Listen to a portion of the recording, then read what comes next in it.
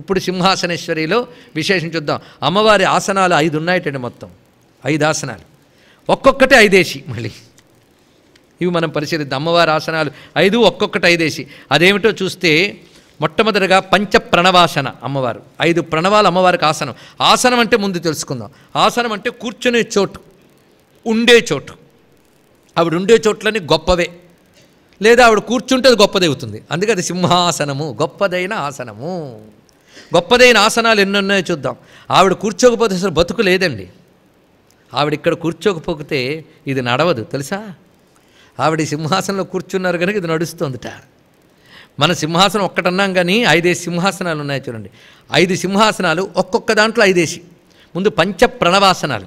పంచప్రణవం అంటే అమ్మ ప్రణవాలు 5. ముందు శ్రీని చెప్పుకున్నాం. అలాగే ఇక్కడ అర్థం కావడం కోసం చెప్తున్నాం కానీ చెప్పాం కదా అని జపం కాదు, గురుముఖతః తెలుసుకోవాల్సిందే.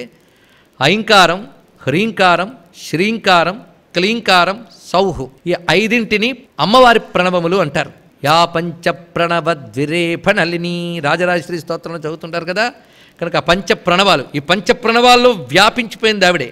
కూర్చొనుట అంటే వ్యాపించుట, ఉండుట అని అర్థం అండి. ఆసనము అంటే ఉండుట. 5ంట్లో ఆవిడే ఉంది కనుక పంచ ప్రణవాసనములు అంటే 5ంటిలో ఉన్న ఆవిడ. అదేవిధంగా పంచ దిగాసన, 5 దిక్కుల్లో ఆవిడ ఉందిటండి.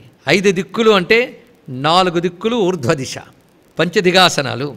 అలాగే పంచభూతములు, ఇవి ఆవిడ ఆసనములే. ఆవిడ లేకపోతే పంచభూతాలు ఏది పనిచేయదు. కనుక ఏ భూతం ఆ లక్షణంతో పనిచేయాలంటే అందులో శక్తి ఉండాలా లేదా. అగ్నిలో శక్తి వేడిగా వెలుగ్గా వస్తుంది, వాయువులో శక్తి వీచడంగా ప్రాణంగా వస్తుంది. అలా ఒక్కొక్క దాంట్లో శక్తి ఒక్కొక్క రకంగా ప్రకటింపబడుతుంది. శక్తి మాత్రం ఒక్కటే. అలాగే పంచభూతముల్లో శక్తి. అదేవిధంగా పంచబ్రహ్మాసన. పంచబ్రహ్మలంటే బ్రహ్మ, విష్ణు, రుద్ర, మహేశ్వర, సదాశివ. అది వీళ్ళు ఏ పని చేయకుండా ఉన్నప్పుడు పంచప్రేతాసన. ఈ శక్తి ప్రవేశిస్తే పంచబ్రహ్మలు అవుతారు వాళ్ళు. ఇలా మీరు వెతుక్కుంటే చాలా ఉన్నాయి. అలా పంచకళాసన అని అంటారు. నివృత్తి, ప్రతిష్ట, విద్య, శాంతి, శాంత్యతీత అనే కళలు. ఈ కళలు మీకు షడధ్వాతీత రూపిణి దగ్గర చెప్తాం. పంచకళాసనములు: నివృత్తి కళ, ప్రతిష్టా కళ, విద్యా కళ, శాంతి కళ, శాంత్యతీత కళ. ఈ 5ంటి గురించి ఇంకా తర్వాత మనం వివరంగా చెప్పుకుందాం. వాటికి నామాలు మళ్ళీ వస్తాయి. సరే, మొత్తానికి ఈ పంచ ప్రణవాసన, పంచకళాసన, పంచదిగాసన, పంచభూతాసన, పంచబ్రహ్మాసన ఎన్నయ్యే మొత్తం? ఈ పంచ ఆసనములు సింహాసనములు.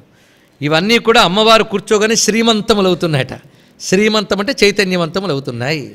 కనుక ఆవిడ కూర్చొని వీటన్నింటి చైతన్యవంతములు చేస్తూ ప్రపంచాన్ని నడిపిస్తుంది. కనుక శ్రీమత్ సింహాసనముల యందు 5ంటి యందు కూర్చొని ప్రపంచాన్ని పాలిస్తోంది కనుక శ్రీమత్ సింహాసనేశ్వరి. ఇది మరొక అర్థం.